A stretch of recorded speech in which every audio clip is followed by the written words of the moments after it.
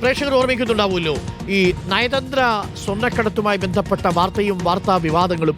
അതിൽ ചില വിവരങ്ങൾ മാത്രം മാധ്യമപ്രവർത്തകർ തുടർച്ചയായിട്ട് കൊടുത്തുകൊണ്ടിരുന്നപ്പോൾ പലരും ചോദിച്ചൊരു ചോദ്യമുണ്ട്, ഈ വിവരങ്ങളൊക്കെ ഇഡിയിൽ നിന്ന് എങ്ങനെയാണ് ചോർന്നു കിട്ടുന്നത്? മാധ്യമപ്രവർത്തകർക്ക് അത്തരം മൊഴികൾ, വിവാദമായ മൊഴികൾ ചോർത്തി നൽകിയ ഒരു ഉദ്യോഗസ്ഥനുണ്ടായിരുന്നു എന്ന് എല്ലാവരും സംശയിക്കുന്നൊരു ഉദ്യോഗസ്ഥൻ.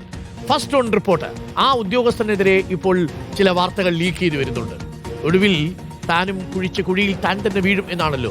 താൻ നിരന്തരം ചെയ്യുന്ന കർമ്മങ്ങൾ താൻ അനുഭവിച്ചിടുകന്നേ വരൂ. അവൻ കുഴിച്ച വഴിയിൽ അവൻ തന്നെ വീഴുന്നു എന്നുള്ളതാണ് ഫസ്റ്റ് ഓൺ റിപ്പോർട്ട്. സർവീസിൽ നിന്ന് നീക്കിയ ഇഡി ഡെപ്യൂട്ടി ഡയറക്ടർ പി രാധാകൃഷ്ണനെതിരെ ഗുരുതര പരാമർശങ്ങളുമായി റിപ്പോർട്ട്. ആരോപണ വിധേയരെ ഉപദ്രവിച്ചു, ഭീഷണിപ്പെടുത്തി പണം തട്ടിയെന്നും ഇഡിയുടെ റിപ്പോർട്ടിലുണ്ട്. നിർബന്ധിത വിരമിക്കലിന് ധനകാര്യ മന്ത്രാലയം രാധാകൃഷ്ണന് നിർദ്ദേശം നൽകിയിരുന്നു. എസ് ശരണുണ്ട് കൂടുതൽ വിവരങ്ങളുമായി.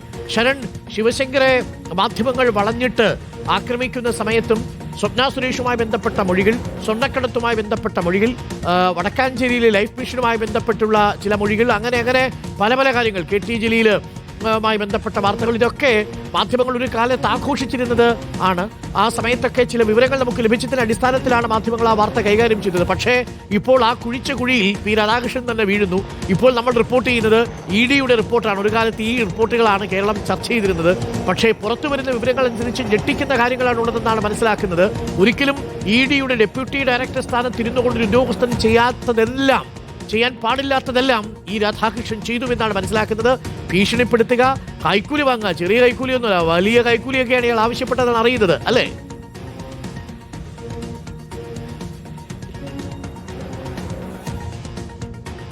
അരുൺകുമാർ, എന്തായാലും ഞെട്ടിക്കുന്ന വിവരങ്ങളാണ് റിപ്പോർട്ടിലുള്ളതെന്നുള്ളതാണ് ഏറ്റവും പ്രധാനപ്പെട്ട കാര്യം. നയതന്ത്ര സ്വർണ്ണക്കടത്ത് കേസടക്കം പ്രമാദമായ നിരവധി കേസുകൾ കൈകാര്യം ചെയ്ത ഉദ്യോഗസ്ഥനാണ് ഇദ്ദേഹം. അന്ന് അന്വേഷണ ഉദ്യോഗസ്ഥനായിരുന്നത് അസിസ്റ്റന്റ് ഡയറക്ടറായിരുന്നു. അപ്പോഴാണ് അദ്ദേഹം നയതന്ത്ര സ്വർണ്ണക്കടത്ത് കേസ് അന്വേഷിക്കുന്നത്.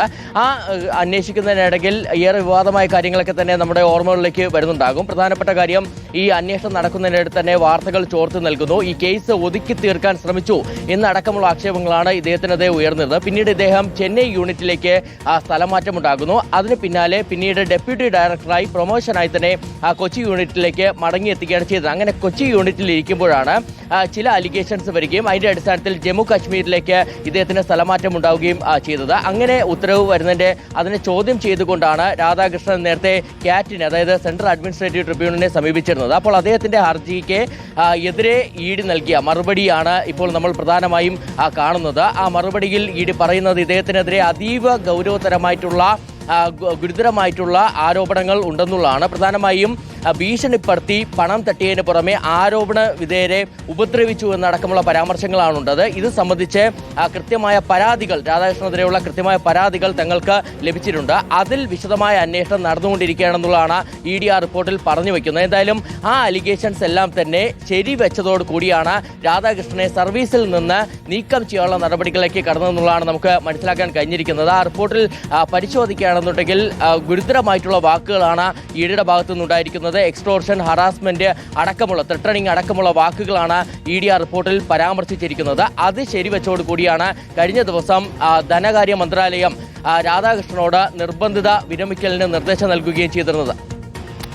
ഓക്കെ, വളരെ പ്രധാനപ്പെട്ട വിവരങ്ങളാണ് ഇപ്പോൾ പുറത്തു വന്നുകൊണ്ടിരിക്കുന്നത്. Thank you Sharan.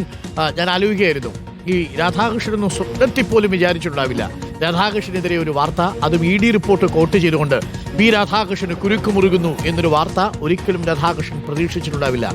ഒരിക്കൽ ചെയ്തത് തനിക്ക് തന്നെ തിരിച്ചടിയാവുന്നത് എങ്ങനെയാണ് എന്നുള്ളതിൻ്റെ ഒരു കഥ കൂടിയാണ് പി രാധാകൃഷ്ണൻ്റെ ഈ കഥ.